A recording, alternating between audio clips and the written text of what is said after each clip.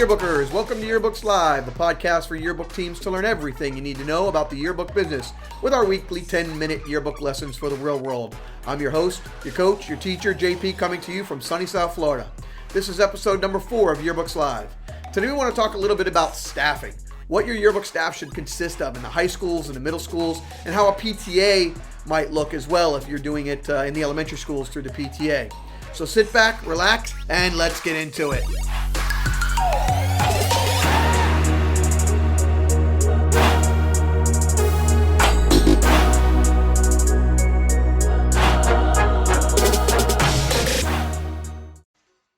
Today's episode of Yearbooks Live is supported by Yearbook Life. If you're looking for a quality yearbook that's easy to create at a lower price, then Yearbook Life may be what you're looking for. There's no need to still be paying the high cost of yearbooks. Service and support are as important to Yearbook Life as they are to you. Get all the same great features, benefits, and much more at Yearbook Life at yearbooklife.com.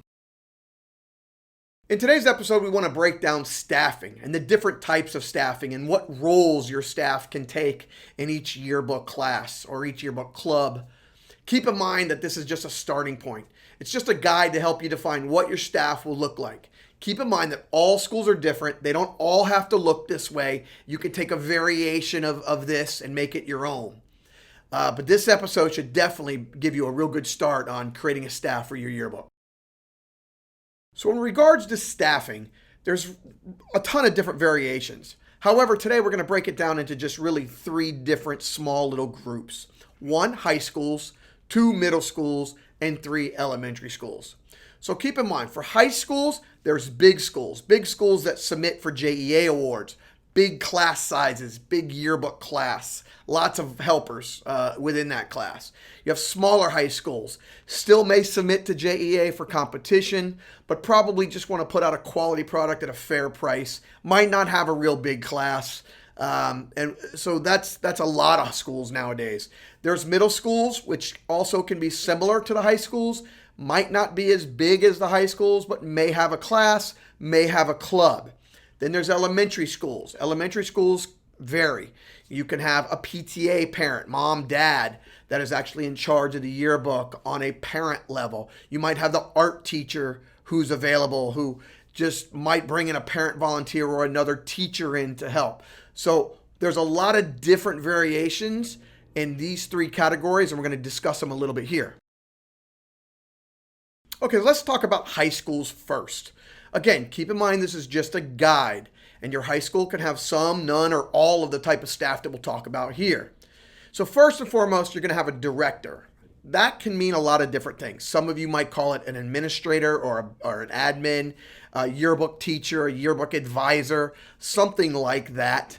Someone who's in charge. Someone who's going to be in charge of the page allocation and design. You're going to be the one responsible for choosing pictures and making sure there's no inappropriate pictures in the book. You might choose fonts. That person might choose placement of the book and the layout of the book and the design of the book, deadline management, scheduling appointments with your rep, coordination with all of the other staff that's going to be on your yearbook team. So you're going to have a leader, someone that's in charge of all of the things that go in your yearbook and everything that there is that you're going to need to be able to put the book together. Now that you have this yearbook admin, the yearbook advisor, or the yearbook teacher, or someone in charge, there's going to be a lot of different staff that's going to work under that person. You're going to have people like photographers. They're going to be responsible for taking all the pictures at the school and scheduling different events to be photographed and sports to be photographed. You're going to have writers and caption writers and headline writers, and they're going to write all the stories and the different things within the book and within the yearbook. You're going to have proofers. They're going to be reading all of the headlines. They're going to be reading all of the stories and proofing them and making sure that spelling is correct. You're going to be making sure that all the images that are in the book are not inappropriate and that they're good quality. You're going to have trainers that are going to teach the software. Your yearbook rep, well, that person can probably help you with the teaching of the software. Someone in the class can be responsible for the training of those people that are going to use the software as well. You're going to need to have somebody who's in charge of getting all the advertisements together and getting them paid for and getting them created and make sure that everybody who's paid for an advertisement gets in the yearbook. So someone's going to need to be in charge of the ads. Again, all of these are very important pieces of making the best yearbook possible. One of the things I recommend in high schools, especially big high schools, is to have a finance manager. A finance manager is responsible for the budget and the numbers and the money. And there can be quite a bit of money when it comes to some big high school books. And you need a finance manager to be responsible for the money and everything that comes with it. So for instance, you want that finance manager to be in charge of accounting, helping with the distribution of the book, the marketing, the yearbook sales, advertisements, fundraising if you're doing a fundraiser, operational costs, marketing costs. You want to do an income versus expense spreadsheet so you can make sure that you're not losing money on the book. Promoting and selling the book. Make sure you're following the budget. You want to make sure you balance the yearbook budget. You want to track all payments and make sure that whoever paid for a book got a book. You want to manage and track all the expenses. So a finance manager can be one person that oversees all of the finances and different levels underneath. So I highly recommend in every big high school, especially a finance manager.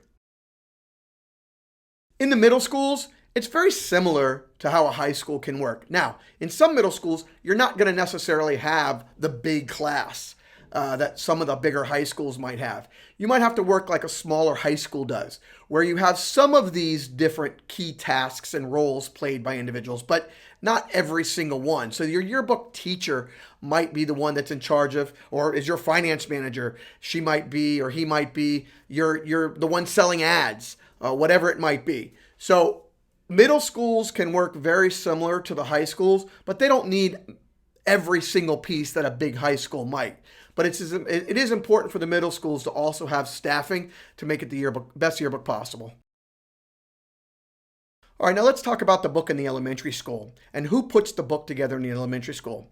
It can work in many different ways. However, one of the ways that I want to talk about today is the PTA parent, the PTA mom or dad who's volunteered their time and many hours of putting the book together and being responsible for the yearbook. A lot of times it's by yourself. It's late nights when the kids are sleeping. You got a glass of wine sitting next to you and you're doing your best work. You're going to want to try your best to recruit volunteers. Let me tell you what's going to happen. You're going to get dozens of people to volunteer in the beginning. You're going to have an open house in the beginning of the school year where everybody comes and signs up for all these clubs and all these different events for the yearbook. And it's going to come time for it to actually happen, and no one's going to be there, or very few. So what you want to do is you make sure that when you take on the yearbook as a PTA mom or a PTA dad, you definitely find select few people that you can count on. And you want to give them some of the chores or some of the responsibilities that we talked about earlier when it comes to high schools. Someone's got to be responsible for pictures. Someone's got to be responsible for content and what's in the book. Someone's got to be responsible for ads, and if you're doing ads, and selling yearbooks and marketing yearbooks and distribution of yearbooks and all of that goes with it. I highly recommend when you're doing it as a PTA that you don't get too many people involved. I will tell you, more hands in the cookie jar, the more people are going to tell you how to make your book work, what should be in your book. Make this your own. But be careful. One of the things I'll recommend to you PTA moms and PTA dads, also don't put your child in the book so much. People are going to call you out on that. And I'm just going to warn you just from experience, that's going to happen. Put your kid in the book in great places throughout the book, but just make sure it's, sporadic enough where it doesn't seem overwhelming. Another thing I highly recommend is only one administrator. In some of the yearbook software today, you can have multiple administrators, meaning people who can actually submit the book for printing and make the final decision. I recommend highly only one person be the administrator. You do not want too many chiefs making a decision for your yearbook. Somebody has to be responsible for the final product and for the final decisions. So again, only one administrator. One other point I want to make to you as well is no matter how great your yearbook will come out, no matter if it's a high school, middle school, or elementary school, someone's going to complain about the design of your book.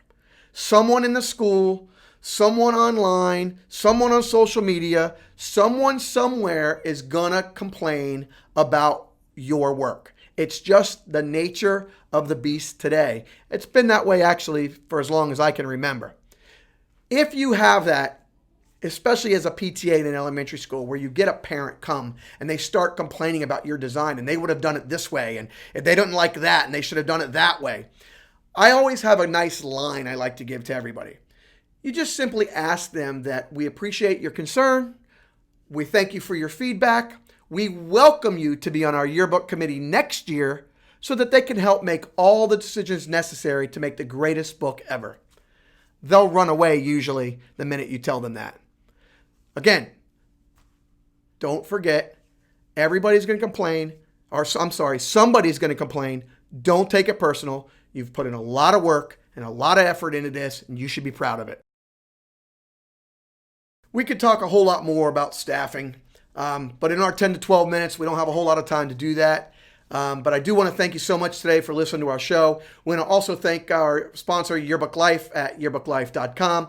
We hope you'll stay with us, listen to all of our upcoming episodes. I say it every week. I'm so grateful to you, and thank you so much for listening.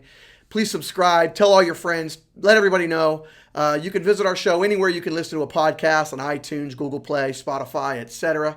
Next week, we're going to be interviewing a fantastic photographer, good friend of mine for a lot of years. His name is Kurt Ricks at Amazing Imagery. We're going to discuss photography essentials. Kurt actually started out years ago as a yearbook photographer and has become a real successful professional photographer. And he'll be here to provide some great insight. Should be fun.